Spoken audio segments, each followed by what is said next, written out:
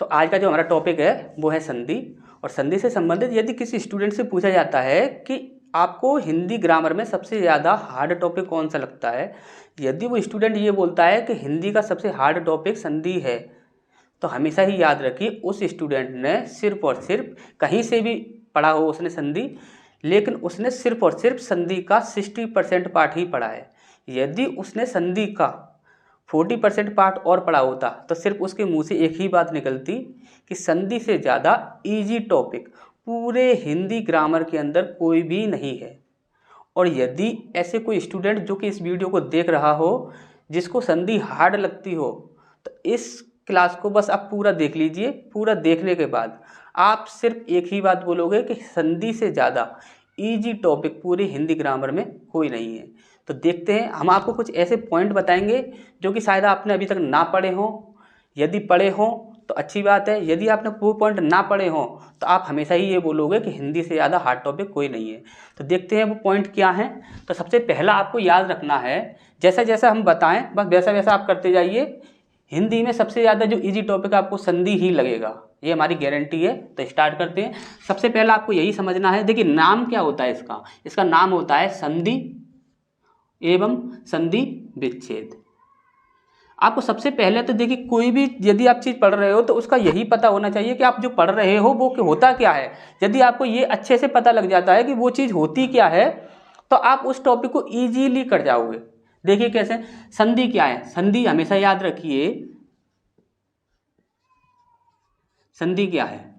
देखिए जब कभी भी दो जॉइंट हो उनको आपस में जोड़ दिया जाए, जब कभी भी दो जॉइंट हो उनको आपस में जोड़कर एक जॉइंट बना दिया जाए तो वही कहलाता है आपका संधि। जैसे आपके दैनिक जीवन से जोड़कर समझते हैं, जैसे कि आपका ये हाथ है, ये कोहनी है यहाँ पर, तो ये जो हाथ है यहाँ तक हुआ, फिर इसके बाद ये यहाँ तक हुआ, तो यहाँ से इसका ये पॉइंट और इसका ये पॉइंट जब दोनों जोड़ दिया तो क्या बना, आपका संधि बना। इसी प्रकार से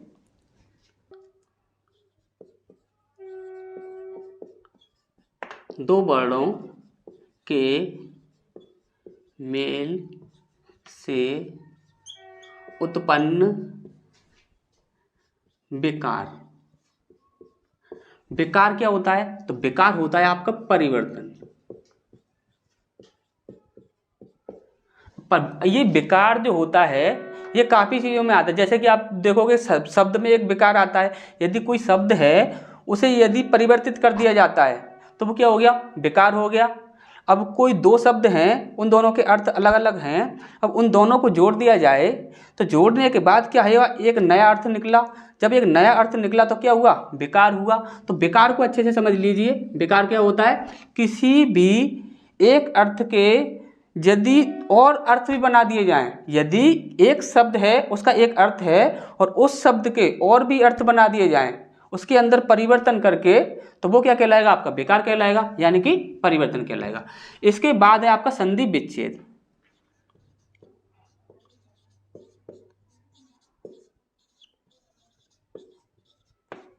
अब ये संधि विच्छेद क्या होता है, देखिए संधि आपने समझ लिया, हर कोई आपको बता देता है, लेकिन संधि विच्छेद को समझना आपके लिए सबसे ज़्यादा जरूरी है। तो संधि विच्छेद क्या होता है, एक सार्थक शब्द के दो ऐसे टुकड़े करना, एक सार्थक शब्द के दो ऐसे टुकड़े करना जिनमें से या तो एक सार्थक शब्द हो या दोनों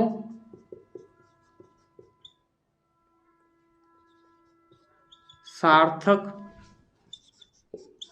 शब्द हो।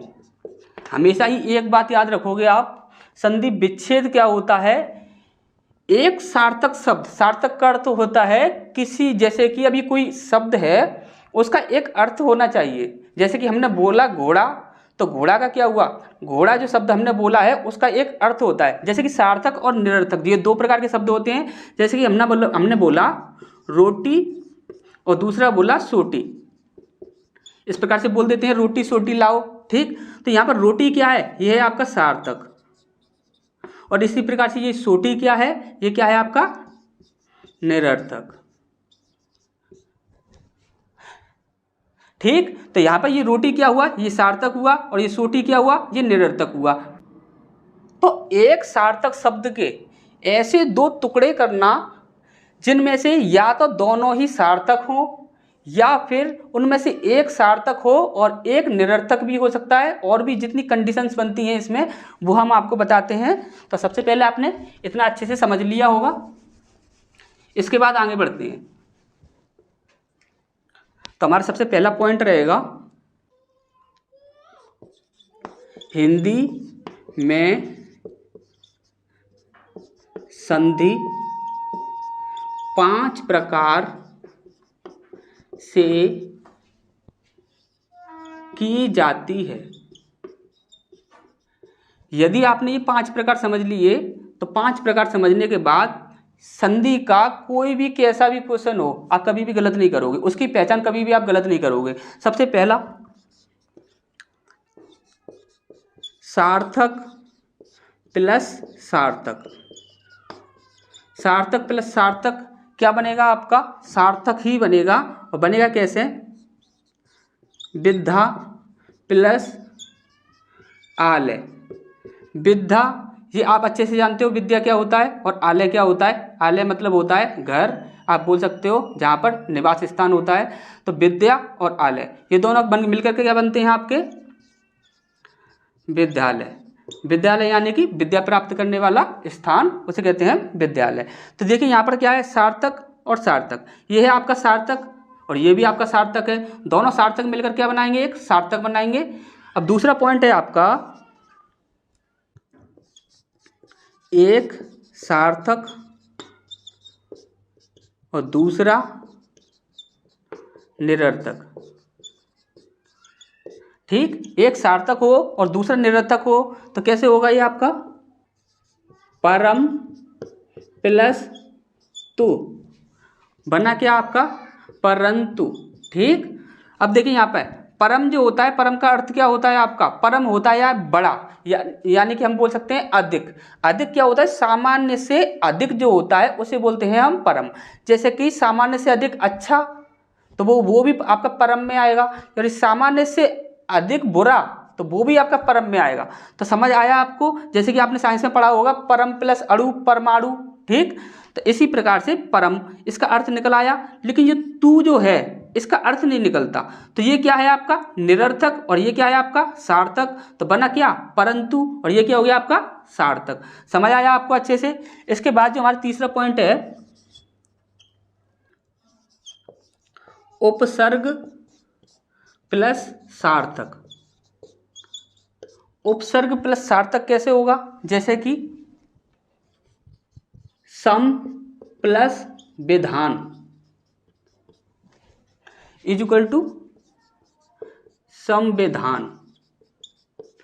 संविधान एक सार्थक शब्द है, आप अच्छे से जानते हो संविधान क्या होता है, पूरे देश का जो कानून है वो आपका संविधान है। अब यहाँ पर विधान के बारे में आप अच्छे से जानते हो कि विधान क्या होता है, और सम का अर्थ क्या होता है ये भी आप अच्छे से जानते हो, सम का अर्थ समान होता है। तो ये चीज़ आपको अच्छे से समझ आ गई होगी। यहाँ पर देखिए जो सम जो है ये क्या है आपका एक उपसर्ग है, और लेकिन जो विधान है ये क्या है एक सार्थक शब्द है। तो उपसर्ग और सार्थक शब्द ये दोनों मिलकर क्या बनाते हैं एक सार्थक शब्द। ये चीज़ आपको अच्छे से समझ आ गई होगी, तीनों पॉइंट अच्छे से समझ आ गए होंगे। तो फिर नेक्स्ट पॉइंट की ओर आगे बढ़ते हैं, तब तक आप इसका स्क्रीनशॉट ले लीजिए।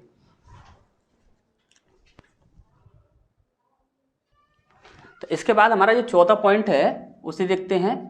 तो चौथे पॉइंट में होता है या तो आपका सार्थक शब्द होगा या फिर आपका निरर्थक, उसके साथ जुड़ा होगा आपका प्रत्यय। तब वहां पर क्या बनेगा, जैसे सदा प्लस एव, बना क्या आपका सदैव।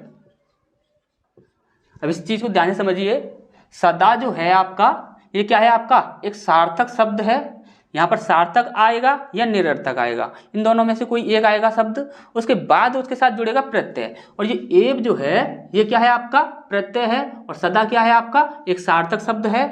इसके बाद बना क्या आपका, सदैव, जो कि क्या है आपका, एक सार्थक शब्द। इसके बाद आपका 5वां पॉइंट है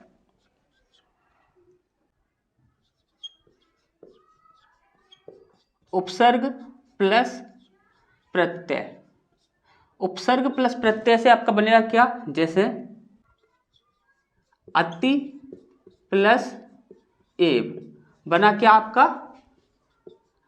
अतएव। अतएव क्या है, एक सार्थक शब्द है।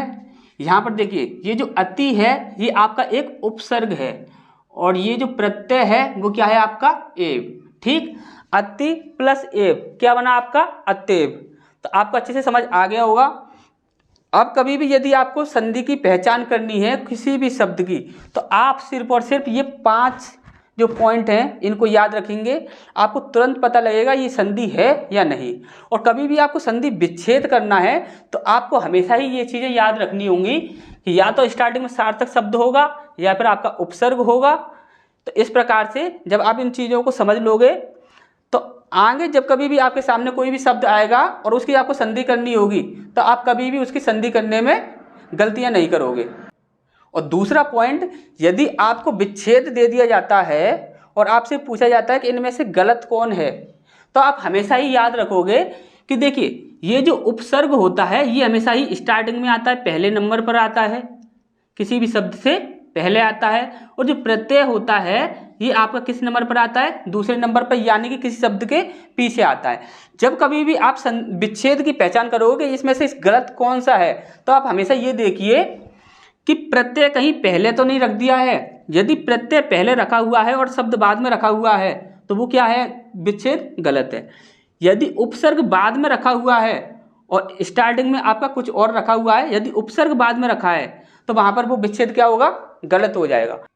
तो सबसे पहला हम सीखेंगे संधि विच्छेद से संधि बनाना, फिर उसके बाद हम सीखेंगे संधि का विच्छेद कैसे किया जाए। यदि कोई संधि शब्द है तो उसका विच्छेद कैसे किया जाए। तो इन चीज़ों को ध्यान से समझते हैं। सबसे पहला हमारा पॉइंट है संधि विच्छेद से संधि बनाना। ठीक, आप एक फॉर्मूला याद रखोगे, संधि, संधि बराबर क्या होता है, हमेशा ही याद रखिए आपके 2 शब्द होते हैं। ठीक, तो 2 शब्दों में से प्रथम शब्द के अंतिम वर्ण की मात्रा प्लस अंतिम शब्द के प्रथम वर्ण की मात्रा। संधि क्या होगा आपका, प्रथम शब्द के अंतिम वर्ण की मात्रा उसे ऐड करना है, किसमें ऐड करना है, अंतिम शब्द के प्रथम वर्ण की मात्रा में। तो कैसे होगा, ध्यान से समझिए, एग्जांपल से समझते हैं। मुर प्लस आरी। ठीक, अब यहां पर ध्यान से समझिए, प्रथम शब्द के अंतिम वर्ण की मात्रा। अब देखिए जितने भी आपके व्यंजन होते हैं उन सबके साथ ही मात्रा जुड़ी हुई होती हैं, ये चीज़ आपको अच्छे से पता है। तो यहाँ पर आपका बचा क्या, यहाँ पर सबसे पहले मो, और रा जो है इसके नीचे यदि मैं हलंत लगा दूं तो ये क्या हो जाएगा, आपका आधा हो जाएगा, और इसके साथ जो आपका स्वर होगा वो अलग हो जाएगा। ठीक, आ स्वर इसके साथ था वो आपका अलग हो गया, किसकी वजह से, हलंत लगाने की वजह से। और हलंत जब कभी भी किसी शब्द में लगा दिया जाए तो वो हमेशा ही आधा हो जाता है। ठीक, और कभी भी स्वर में हलंत नहीं लगाया जाता, ये चीज़ आप याद रखिए। क्यों नहीं लगाया जाता? क्योंकि स्वर स्वयं में ही एक मात्रा होता है, स्वर के साथ कोई मात्रा जुड़ी हुई नहीं होती है, इसलिए हमेशा ही व्यंजन में ही मात्रा लगाते हैं। क्योंकि आपको पता ही है व्यंजन की परिभाषा क्या होती है, स्वरों के मेल से बनने वाले वर्ड। ठीक, तो यहाँ पर मुर में इसमें रा में जो क्या था एक मात्रा थी वो हमने अलग कर दी। इसके बाद आरी देखते हैं। आरी में देखिए ये आ, देखिए ये आ जो है जो पहले से ही एक मात्रा है उसे हम अलग कर देते हैं, और यहाँ पर बचा क्या हमारा री। अब इसके बाद आप ध्यान से समझिए, यहाँ पर ये जो मुर है रा में से हमने मात्रा निकाली, ये निकल कर आ गई, और इसके बाद ये वाली जो मात्रा थी जो इसकी थी अंतिम वर्ड की, इन दोनों को हमें क्या करना है, ऐड करना है। तब हम ऐड करेंगे तो आप हमेशा ही याद रखिए कोई वर्ड है तो आ, छोटा आ हो आपका या बड़ा आ हो, प्लस यहाँ पर भी छोटा आ प्लस बड़ा आ, हमेशा ही आपका बड़ा आ बनेगा, हमेशा ही आपका बड़ा आ बनेगा। यदि यहाँ पे दोनों छोटा आ मिला दिया जाए तो भी बड़ा आ बनेगा, यदि दोनों बड़ा आ मिला दिए जाए तो भी यहाँ पर छोटा बड़ा आ ही बनेगा। यदि एक छोटा आ है और एक बड़ा आ है फिर भी आपका बड़ा आ ही बनेगा हमेशा। ठीक, ये चीज़ आपको हमेशा याद रखनी है। ठीक, अब यहाँ पर देखिए यही छोटा आ है और एक ये बड़ा आ है, बनेगा क्या आपका बड़ा आ। ठीक, और यहाँ पर जो बचे हैं आपके इन्हें ऐड कर लेते हैं, और यहाँ पर क्या बचा है आपका मोर। ठीक, अब देखिए ध्यान से, ये जो वर्ड है इसके साथ पहले से ही मात्रा ऐड है, लेकिन ये वाला जो वर्ड है इसके साथ मात्रा ऐड नहीं है। तो हम मात्रा ऐड किसके साथ करेंगे, जिसके साथ मात्रा ऐड नहीं है। तो यहाँ पर क्या हो जाएगा मो, और ये जो हो जाएगा इसके साथ ऐड हो जाएगा रा, पूरी मात्रा हो गई, इसके बाद री, और ये टोटल बना क्या आपका मो, फिर इसे ले लो रा, फिर इसे ले लो री, क्या बना आपका मुरारी। ये चीज़ आपको अच्छे से समझ आ गई होगी। और एग्जाम्पल के थ्रू समझते हैं, तब तक आप इसका स्क्रीनशॉट ले लीजिए। इसके बाद हमारा नेक्स्ट एग्जाम्पल है कॉपी प्लस ईस। अब यहाँ पर ध्यान से समझिए, ये जो कपी है इसका जो अंतिम वर्ड है इसमें क्या है, मात्रा है, कौन सी है, छोटी ई की। तो यहाँ पर बचेगा क्या आपका कप, मात्रा इसमें से निकाल दी, उसे यहाँ पर ऐड कर दिया, कौन सी मात्रा, छोटी मात्रा। ठीक, इसके बाद प्रथम वर्ड में पहले से ही एक मात्रा है तो ये हमने ऐसे की ऐसे ही ऐड कर दी। ठीक, बचा क्या हमारा यहाँ पर सा। ठीक, इसके बाद यहाँ पर ये जो ई है और एक ये जो ई है, इनको यदि हम ऐड करते हैं तो क्या बनता है आपका बड़ी ई। ये चीज़ हमने आपको पहले ही बता दी है।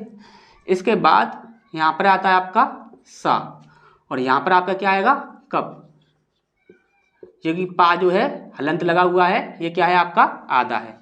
अब यहाँ पर मात्रा किसके साथ ऐड नहीं है, इसके साथ ऐड नहीं है, तो हम मात्रा किसके साथ ऐड करेंगे, इसके साथ ऐड करेंगे पा के साथ। तो यहाँ पर क्या हो जाएगा का, और यहाँ पर पी, क्यों, ये बड़ी मात्रा बन गई तो बड़ी मात्रा पी पर लग जाएगी, प्लस स। ठीक, अब इसके बाद बना क्या का पी स। समझ आ गया होगा अच्छे से। एक एग्जांपल और देखते हैं, बधू प्लस उत्सव।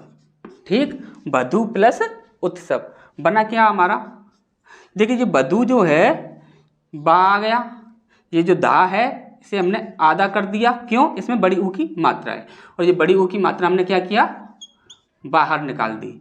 इसके बाद ये जो ऊ है ये पहले से ही एक मात्रा है तो प्लस छोटा ऊ। इसके बाद ये जो बचा आपका ये क्या बचा त स ब, ये ता है जो आपका आधा है, जो ये आधा है इस प्रकार से भी आधा लिख सकते हैं और इस प्रकार से भी हलंत लगाकर आधा कर देते हैं। ठीक, अब इसके बाद हमने आपको पहले ही बताया था बड़ी मात्रा पहले आए या छोटी मात्रा पहले आए, और इधर बड़ी मात्रा बाद में आए या दूसरी बड़ी मात्रा बाद में आए या छोटी मात्रा बाद में आए, बनेगा हमेशा ही बड़ा। तो बड़ा क्या बन जाएगा बड़ा ऊ। ठीक, इसके बाद हमारा यहाँ पर क्या बचा त स ब, और इसके बाद यहाँ पर क्या बच्चा आपका ब, ये जो धा है आपका, ये आपका भी आधा है, इसके साथ कोई भी मात्रा ऐड नहीं है, तो मात्रा किसके साथ ऐड की जाएगी, इसके साथ। तो यहाँ पर बनेगा क्या ब, और ये इसके साथ जब मात्रा ऐड हो जाएगी तो क्या हो जाएगा जी धू।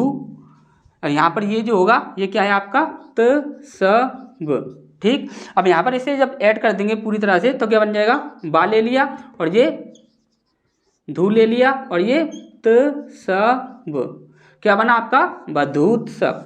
क्या बना आपका बधूत्सव। तो ये चीज़ आपको अच्छे से समझ आ गई होगी। इसके बाद नेक्स्ट पॉइंट पढ़ते हैं, तब तक आप इसका स्क्रीनशॉट ले लीजिए। उसमें हम सीखेंगे विच्छेद से संधि बनाना हमने सीख चुके हैं। अब हमें समझना है संधि से उसका विच्छेद कैसे किया जाए, क्योंकि ये सबसे ज़्यादा मोस्ट इंपॉर्टेंट पार्ट होता है। जब कभी भी कोई संधि आती है और संधि का विच्छेद करना होता है, वहाँ पर सबसे ज़्यादा कन्फ्यूजन होती है। उसमें कुछ पॉइंट भी हमने याद रखने होते हैं। तो तब तक आप इसका स्क्रीनशॉट ले लीजिए, फिर हम आगे बढ़ते हैं। तो हमारा नेक्स्ट पॉइंट है संधि से संधि विच्छेद करना। इसमें आपको कुछ पॉइंट याद रखने होंगे, सिर्फ 2 पॉइंट आप याद रखिए। आपको हमेशा इन पॉइंटों को याद रखना है।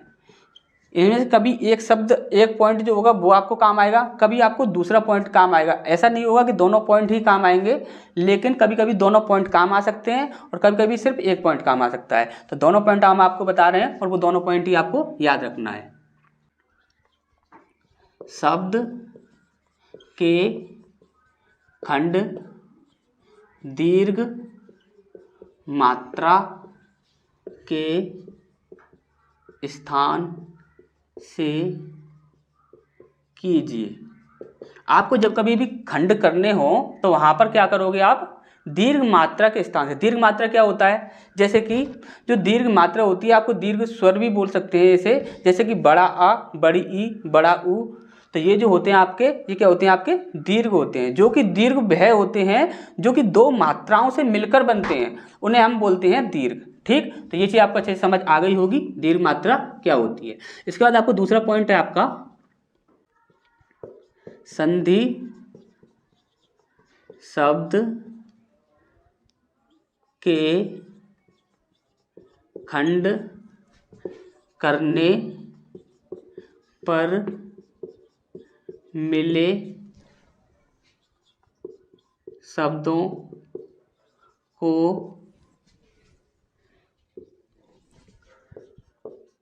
सार्थक बनाना। ठीक, आपको क्या करना है, जब कभी भी जो संधि शब्द होगा उसके जो शब्द होंगे जो कि खंड करने पर मिलेंगे, उनको क्या करना है, आपको सार्थक बनाना है। सार्थक यानी कि उनका अर्थ निकले, ऐसा बनाना है। ठीक, तो एग्जाम्पल से समझते हैं। विद्यालय। ठीक, विद्यालय का क्या बनेगा, अब ध्यान से आप समझिए। यहां पर ये क्या है, विद। ठीक, इसमें जो मात्रा ऐड है वो हमने क्या किया, बाहर निकाल दी, क्योंकि बड़ी मात्रा इसमें ऐड है। ठीक, और हमने आपसे अभी बोला था कि आपको तोड़ना कहाँ से है, खंड कहाँ से करने हैं, जहाँ पर आपको बड़ी मात्रा दिखेगी। और बड़ी मात्रा कहाँ पर है, यहाँ पर है, दा के साथ बड़े आ की मात्रा है, तो बड़े आ की मात्रा हमने अलग कर दी। इसके बाद आपका क्या बचा, ले। ठीक, इतना बचा आपके पास। अब ध्यान से समझिए, ये विद जो शब्द है, ये जो विद शब्द है, इसका कोई अर्थ निकला नहीं निकला, लेकिन हम इसके साथ विद जो शब्द है इसके साथ हम बड़ा आ जोड़ दें तो क्या बनता है आपका विद्या, और विद्या का एक अर्थ होता है। ठीक, तो ये आपका क्या बन गया, आपका एक सार्थक शब्द।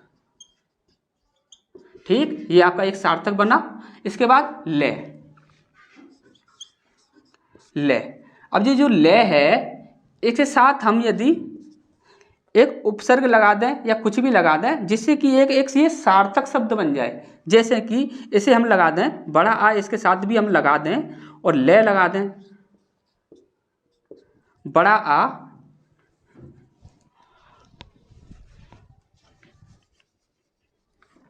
जैसे कि बड़ा आ हमने इसके साथ ऐड किया, इसके साथ भी हम बड़ा आ ऐड करते हैं और इसके साथ ले। अब ये क्या बन गया आपका आलय।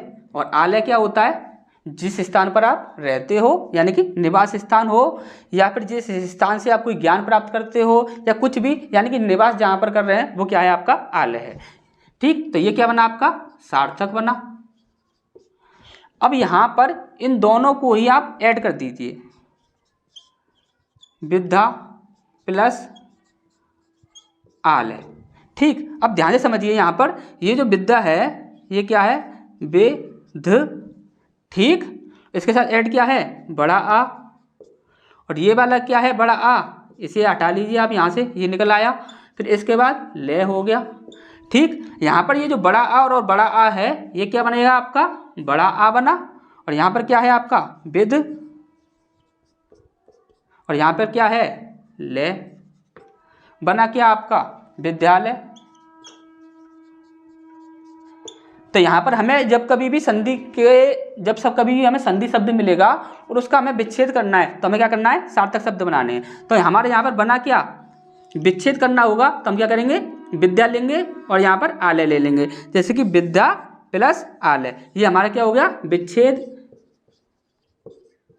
और ये क्या हो गया हमारा संधि। ये क्या हुआ हमारा संधि। तो ये चीज आपको अच्छे से समझ आ गई होगी। फिर भी अभी अच्छे से समझ ना आई हो तो और एग्जांपल देखते हैं, तब तक आप इसका स्क्रीनशॉट ले लीजिए। इसके बाद हमारा नेक्स्ट एग्जांपल है